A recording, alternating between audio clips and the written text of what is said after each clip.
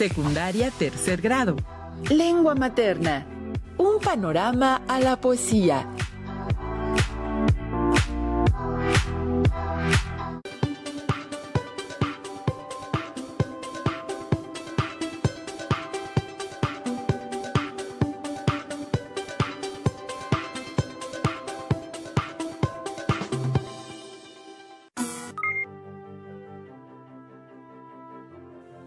¡Qué gusto saludarlos! Les doy la más cordial bienvenida a todas y todos a la estrategia Aprende en Casa 2, diseñada para el ciclo escolar 2020-2021.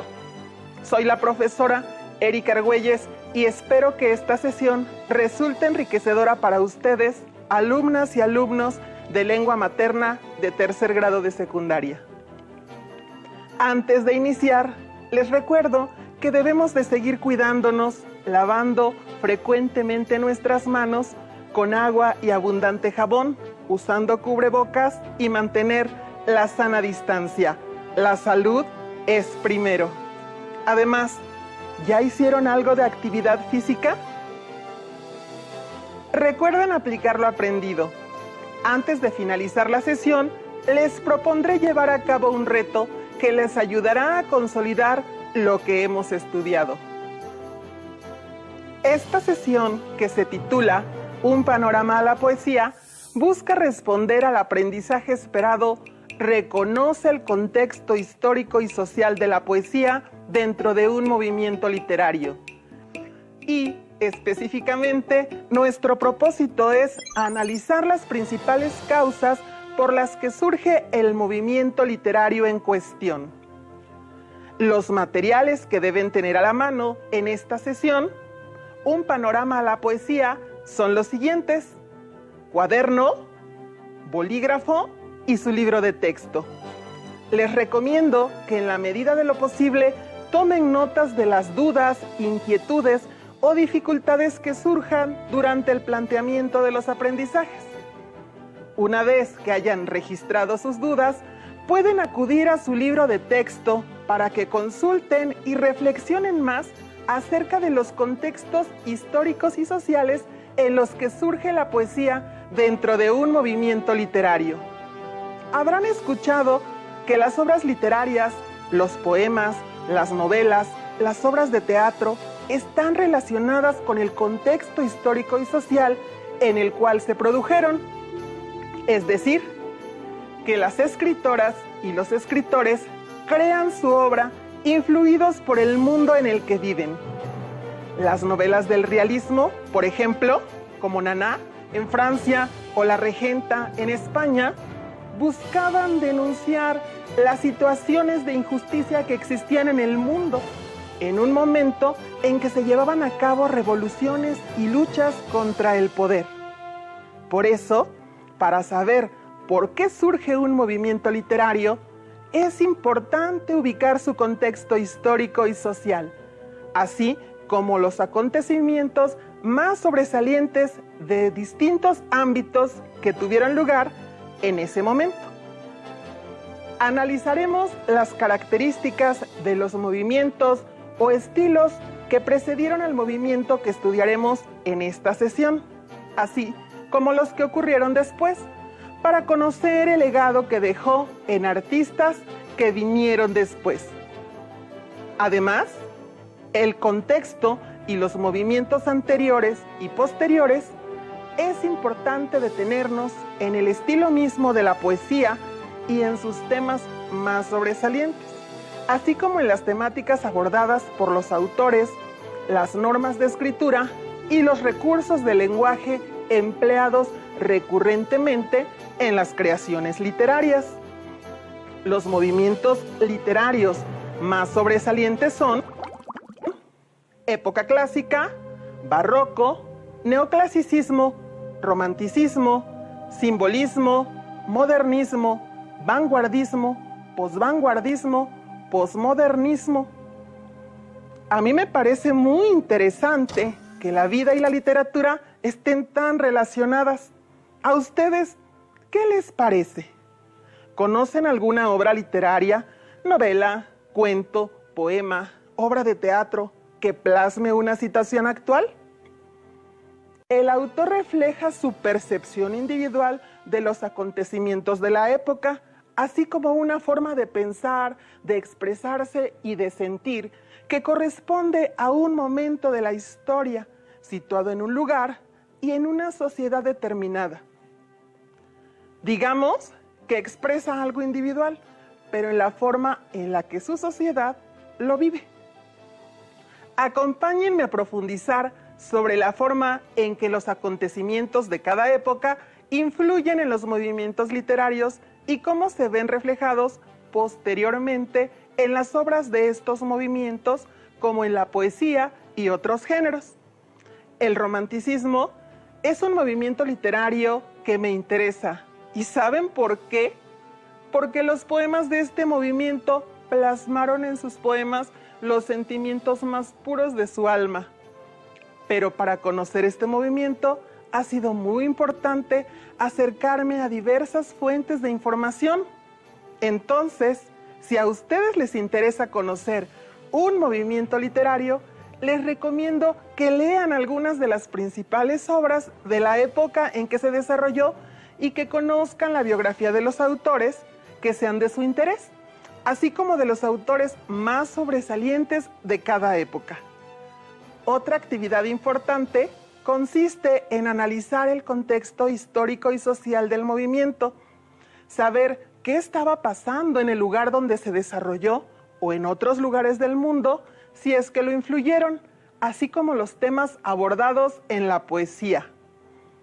Esto es importante porque permite situarse en una época e inscribirlo dentro de un movimiento literario que define la forma en que están escritos los sentimientos que evoca y los valores que defiende. Un ejemplo de la poesía del romanticismo es el siguiente poema que les voy a leer, que lleva por título Volverán las oscuras golondrinas, del poeta español Gustavo Adolfo Bécquer, perteneciente al movimiento del romanticismo. Volverán las oscuras golondrinas. Volverán las oscuras golondrinas en tu balcón sus nidos a colgar, y otra vez con el ala sus cristales jugando llamarán. Pero aquellas que el vuelo refrenaba tu hermosura y mi dicha contemplar, aquellas que aprendieron nuestros nombres, esas no volverán.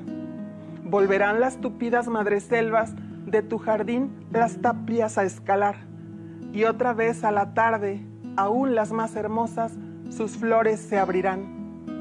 Pero aquellas cuajadas de rocío, cuyas gotas mirábamos temblar y caer como lágrima del día, esas no volverán. Volverán del amor en tus oídos las palabras ardientes a sonar. Tu corazón de su profundo sueño tal vez despertará. Pero mudo, absorto y de rodillas, como se adora a Dios ante su altar, como yo te he querido, desengáñate, así no te querrán.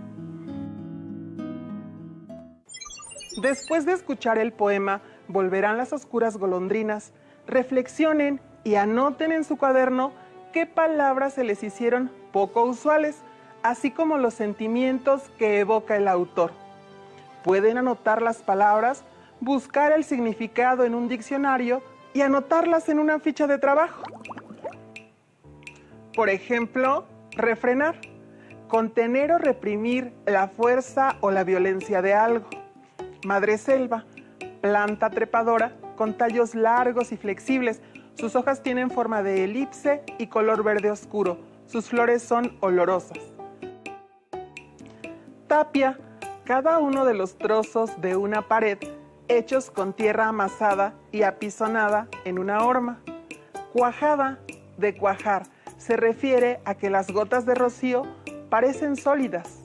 Absorto, entregado a una meditación, lectura o contemplación.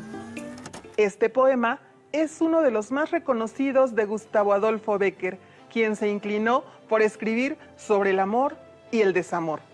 Si recuerdan, el poema trata sobre un enamorado que siente tristeza por tener que dejar ir a un amor que fue importante, y al tiempo que expresa su tristeza, le advierte que nadie la amará tanto como él. El sentimiento que transmite es de pérdida, de nostalgia por lo que vivieron y ya no vivirán más. Si hablamos en términos del tema del poema, diríamos, este responde a la pregunta, ¿de qué trata el poema? Y en este caso, habla de la nostalgia que se siente por un amor perdido y el reproche que se hace a la persona que dejó de amar. Los poemas, como todas las obras literarias, exponen los valores que el poeta considera importantes. En este texto, Becker relaciona el amor y la lealtad con lo individual y lo subjetivo.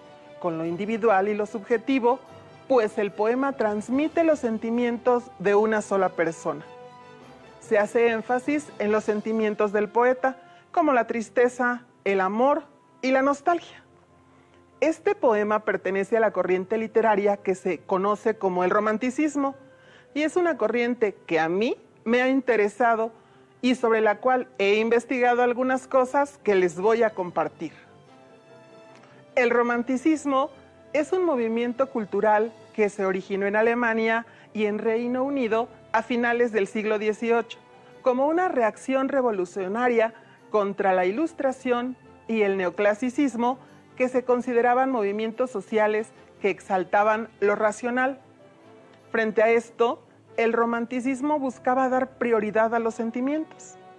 Es considerado el primer movimiento de cultura que cubrió el mapa completo de Europa y su apogeo se ubica entre 1800 y 1850.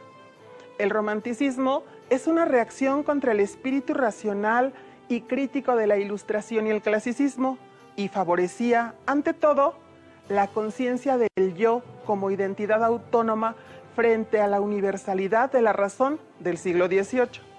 La conciencia del yo se entendía como dotada de capacidades versátiles e individuales, como la fantasía y el sentimiento.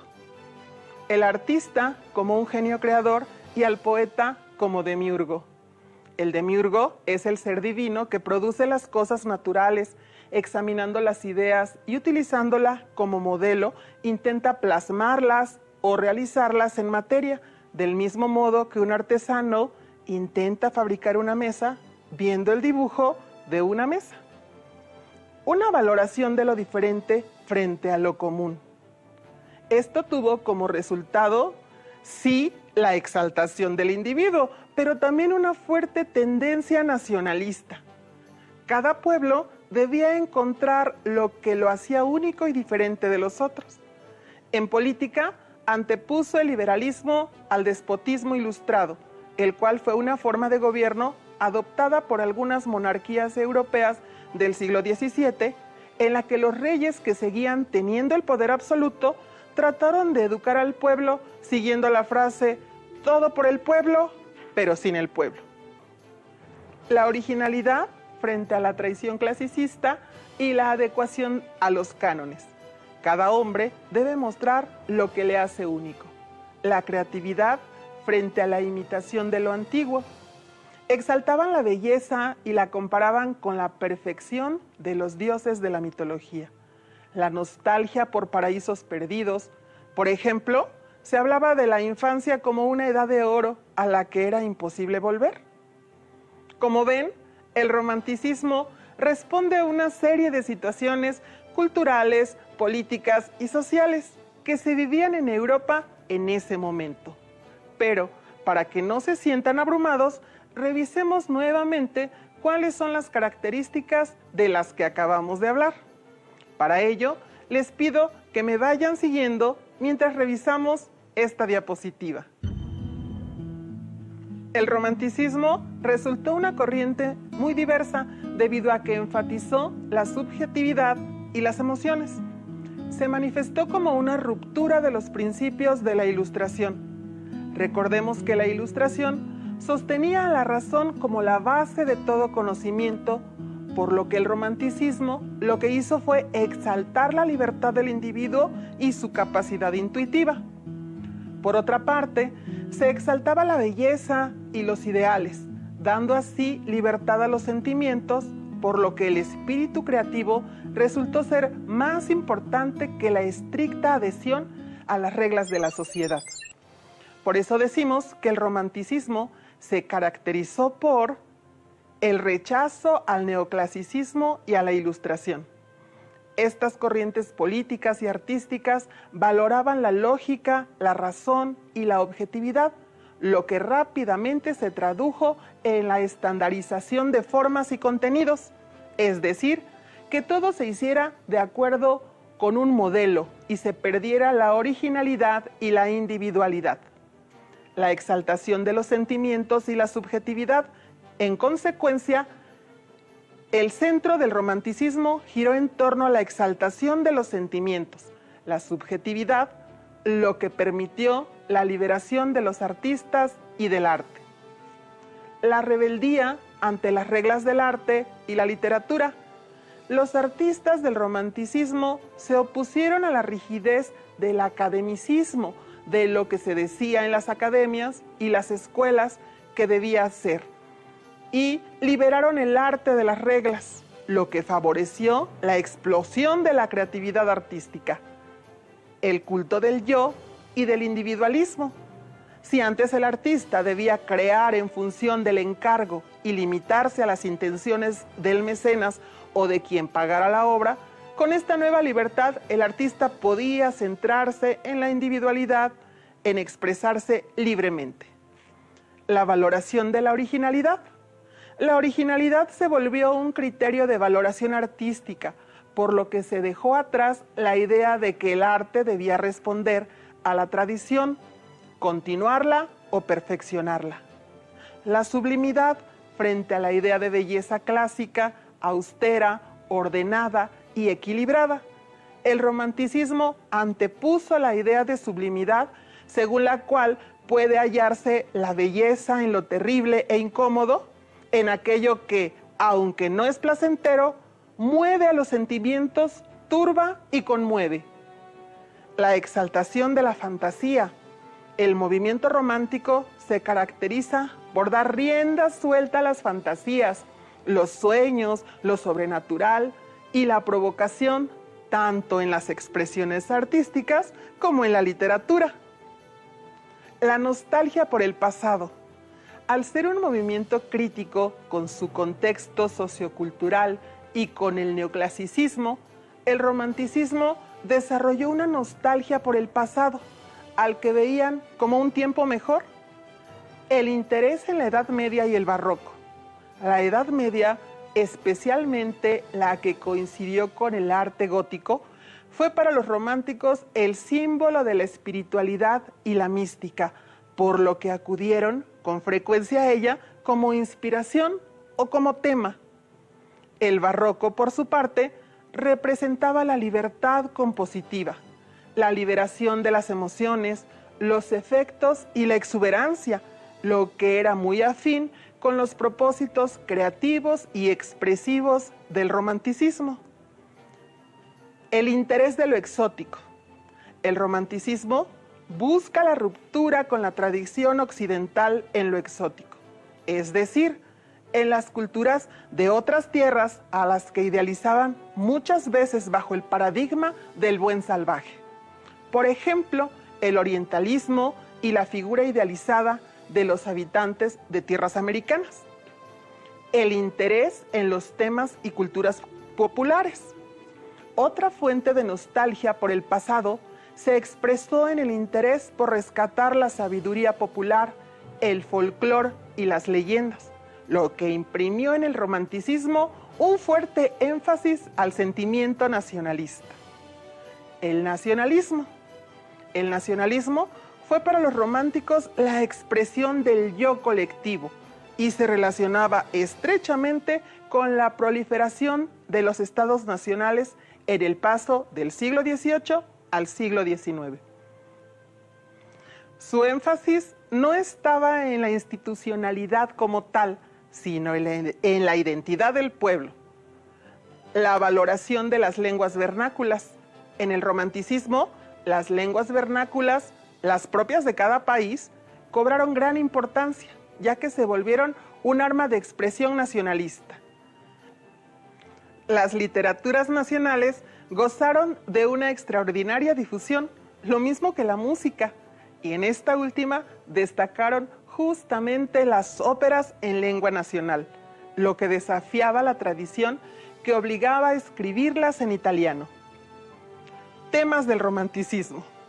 Entre los temas más frecuentes de este periodo se encuentran el amor, la pasión y la emoción, la nación, la historia y el pueblo, la religión, las mitologías y la espiritualidad, el imaginario fantástico medieval, el orientalismo y el mundo aborigen, la muerte con énfasis en el suicidio, el paisaje como metáfora del mundo interior del sujeto.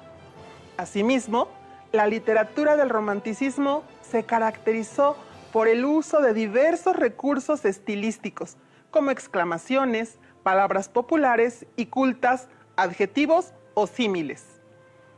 El fuerte idealismo. Este movimiento fue extremadamente idealista, no solo a nivel artístico, sino político y social. No era extraño que los artistas del romanticismo se involucraran con causas políticas o movimientos espirituales diversos. ¿Qué les pareció el romanticismo? A mí me gusta porque se enfocó en lo relativo a los sentimientos y las emociones. Me parece interesante que haya sido un movimiento que influyó no solo en la literatura y el arte en general, sino también en la vida política y social de muchos pueblos de Europa y hasta de América Latina, a donde llegó a través de los países que todavía eran colonias europeas. Eso lo vuelve para mí uno de los movimientos artísticos más interesantes. Como les decía al principio de la sesión, si a ustedes les interesa conocer con mayor detalle algún movimiento literario, los invito a que investiguen cuál es el contexto histórico y social que lo enmarca. Además, elijan a 2 o 3 de sus autores más representativos y también seleccionen y lean algunas de sus obras para que puedan identificar alguna de sus características. Si observan las que hemos mencionado del romanticismo, pueden tomar otro movimiento y reflexionar con cuáles de ellas se relacionan.